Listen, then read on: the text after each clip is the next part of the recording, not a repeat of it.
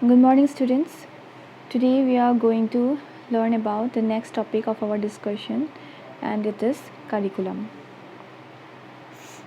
Now, curriculum means what? What according to you is curriculum? Do you know what is curriculum? What is curriculum of an educational institution? It is nothing but, in simple sense, if we can see, then curriculum is what? Curriculum is the syllabus, timetable, then rules and regulations of a particular organization, and discipline, the co-curricular activities that an institution organized. Then after that, all those things can be come under curriculum. The subject you study, everything comes under curriculum. The timetable of a school, everything comes under curriculum. Okay.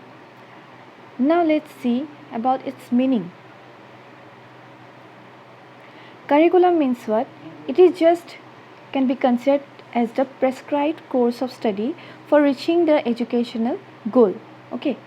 What may be the goal of education? What may be the goal of an educational institution? Okay. In order to reach or in order to achieve those goals, we need a well-developed curriculum. Okay. The word curriculum has been derived from which word? The word curriculum has been derived from Latin word currere, currere, currere, which means what? Runway or race course. That means what? Curriculum is just like a race course in order to achieve the desired aims and objectives of a particular organization, the desired aims of an institution. Okay, so this is what curriculum is. It runs it run as we run for to achieve something in our life, right? Likewise, curriculum is what? Curriculum runs for what? Why it runs? It runs to achieve the desired aims and objectives of a particular organization or of a particular educational institution. Understood? This is what curriculum is. Thus, curriculum means what? Run toward a predetermined goal. In simple sense, we can say curriculum means what? Run toward a predetermined goal. Curriculum is also considered as a prescribed course of study for the learner or students. Okay. To what? To be accomplished, that course of study to be accomplished within a definite time period. Okay. Whatever course, that course should be accomplished within a definite time period. Okay. It is just like a plan.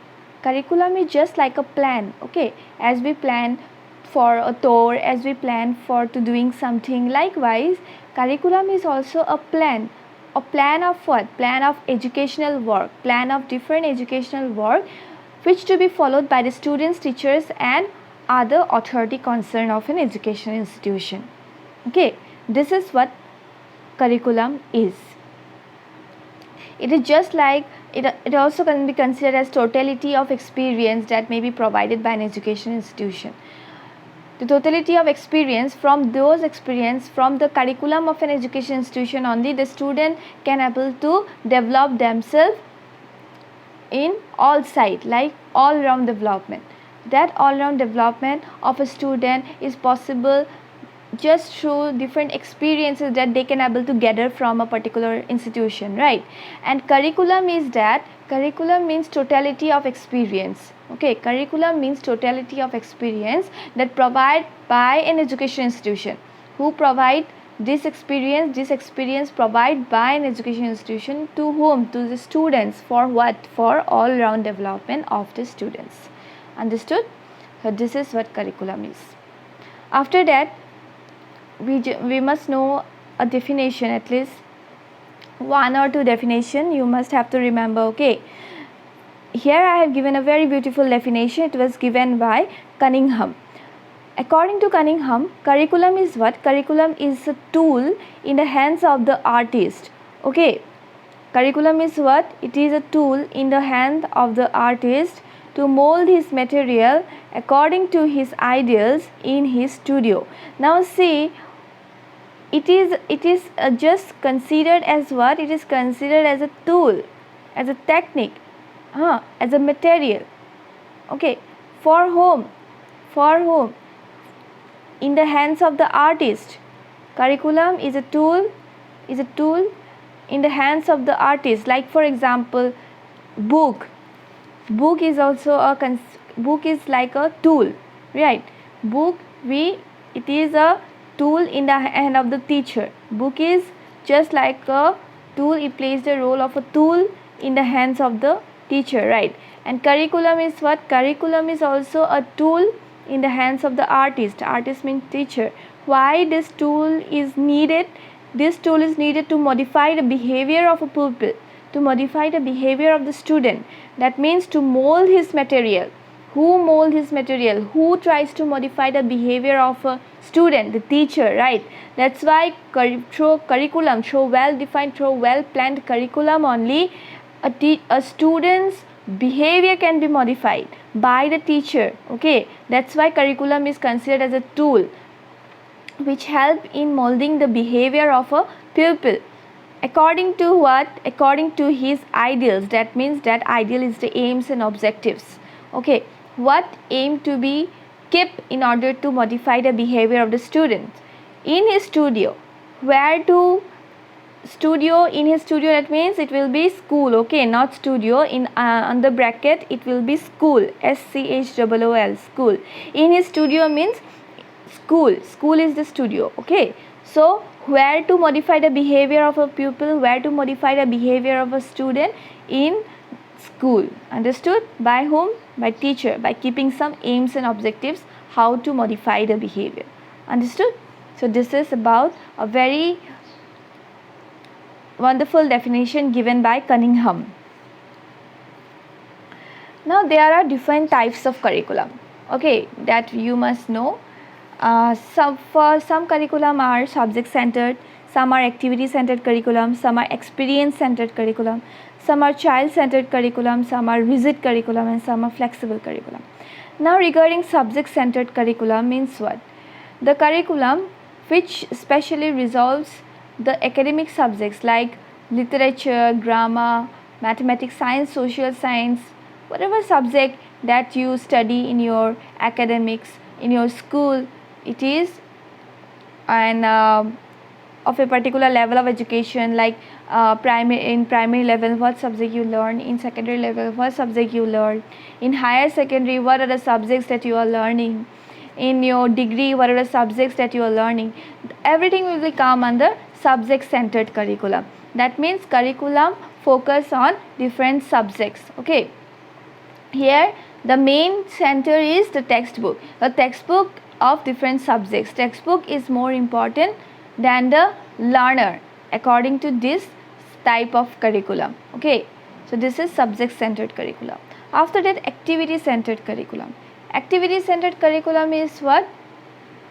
That every students in an educational organization should gain knowledge through different activities. Okay, that means the method of teaching should also be learning by doing, as there are different methods of teaching, right? Method of teaching like traditional method of teaching like lecture method, right? After the discussion method, then demonstrative method, then learning by doing also, it is a method, okay, which should be adopted in every educational institution. For what? For activity, for fulfilling this activity centered curriculum. Okay, especially this type of curriculum gives more priority to active learning of a subject.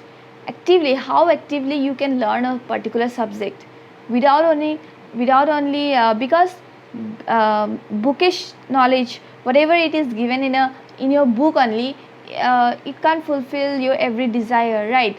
Though you have to go beyond that. Okay, you have to learn things from your real life experience also, yes or not? And for that, activity centered curriculum is very much important, because according to this curriculum, bookish learning is what? Bookish learning is discouraged, and the subject matter that stands broken in terms of activities. Whatever subjects you are going to learn, it should be based on different activities, activities related to a particular subject. like environmental science or environment, it is a subject, right? So if you learn that subject by doing some practical work, practically, if you go for Swachh Bharat mission or something else, then it can be considered as activity centered curriculum. After that, for science, for if you go for a laboratory work, then you will be practically you are doing thing, right? That means it will become under activity centered curriculum. Understood? After that, experience centered curriculum. School provides us different experience, different life experience, right? So the curriculum which is based on living experience of the learner or life experience of the learner is most identical with what? Identical with activity centered curriculum, and this is called experience centered curriculum. Okay. Experience, actually it gives experience of knowledge and skills that we gain knowledge in an education institution. We can develop our skills in an education institution, like what may be the skill, like skill of writing, skill of reading, skill of demonstrating things. These are the some of the skills, right, that we can improve our skills in our education institution. So this will come under experience centered curriculum. After that, child centered curriculum. Now what is child centered curriculum? The present curriculum is known as child centered curriculum, where the curriculum is planned according to the needs and aspiration of children. Okay, not needs and aspiration of particular organization, but the curriculum, whatever the curriculum may be, while constructing the curriculum, it should be focused on the children. Okay, that means curriculum should be planned for the children or the student of an organization. This is child centered curriculum. When the curriculum is based on the needs and aspiration or needs and desires of students, it is considered as child centered curriculum. Okay, after that, some curriculum are rigid, that means they don't change. Okay, rigid curriculum is just like static. It's static for a certain period of time and does not allow frequent changes in composition of the contents. Okay, so this is rigid curriculum. If there will be no changes, then we can say that curriculum is not up to date. But next, it is what? Flexible curriculum. Flexible curriculum allows changes. Flexible curriculum allows changes, and we can say that when their curriculum is flexible in an education institution, that means they cater to the needs and aspiration of the students, as well as what? They focused on the improvement of an organization, and they are more updated. They meet the present need of changing society, because our society is changing day by day. So this curriculum, flexible curriculum, is that type of curriculum that meet the needs of changing society. With change of time, there is a need of change to take place in the curriculum. Understood? This is what flexible curriculum is. After that, while constructing curriculum of an educational organization or educational institution, what principles that the curriculum constructor have to keep it in their mind? The first principle is the principle of philosophy. Though while constructing the curriculum, the ideas of some kind of philosophers should be taken. After, like, when preparing the curriculum, the importance should be given on all-round development. Who said all-round development?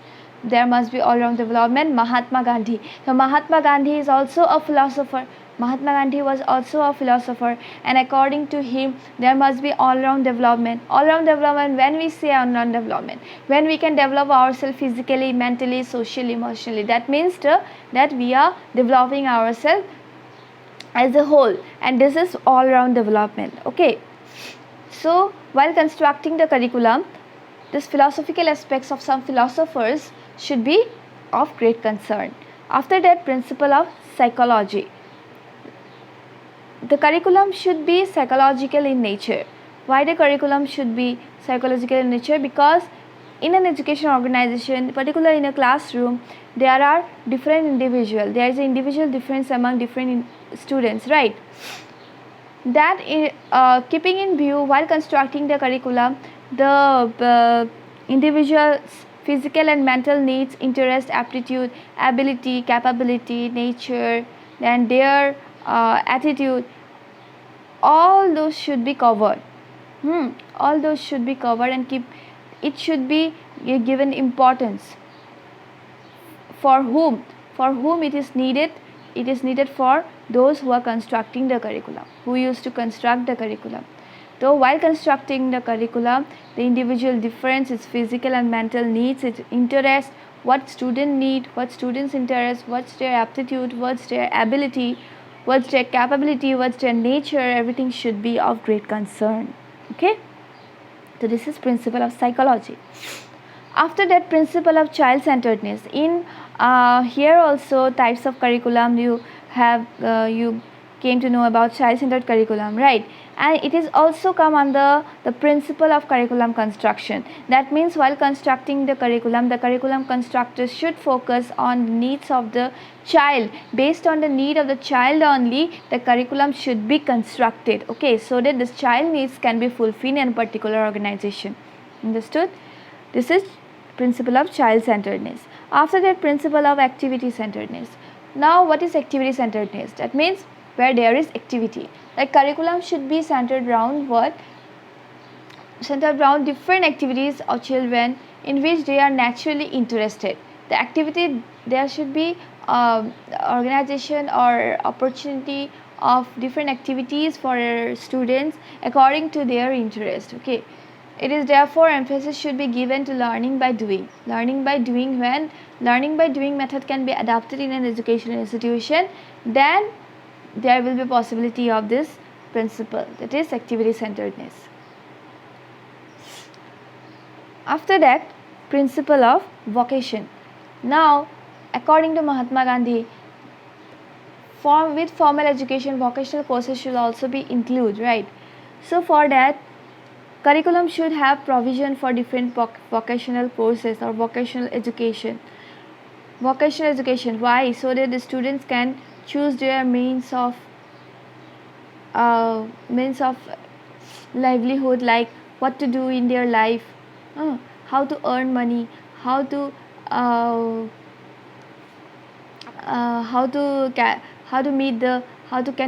develop their needs and aspiration according to their ability and aptitude. So for this, it is very much important to include different vocational courses in every educational institution, because vocational education works as a bread and butter aim of education. When you go for vocational courses,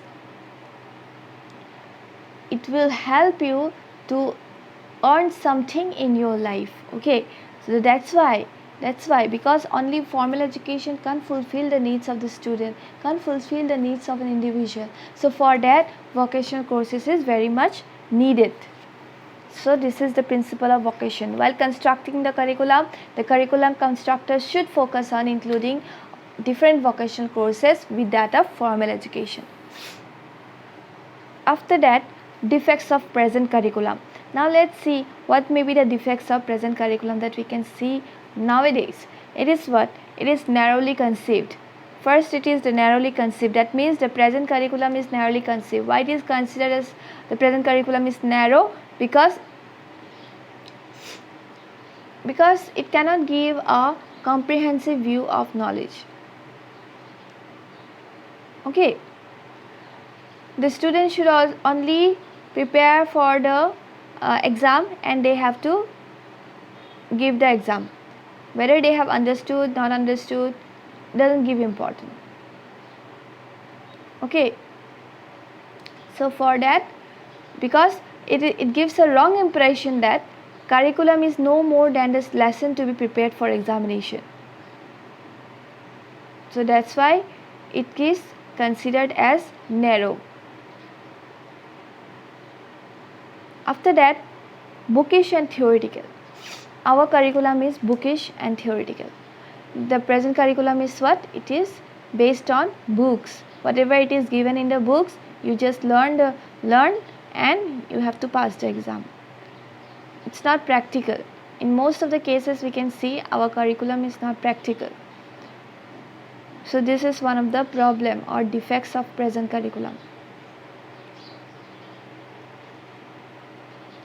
After that, lack of relation with life. Lack of relation with life. That means there is a lack of provision of enough scope for interaction with real life in the present curriculum of school. Okay, there is lack of that provision, because real life experience, we must, a school, the curriculum must relate with our real life. Okay, so that it will be easier for the student to cope up with the rules and regulations, or to cope up with the studies at school.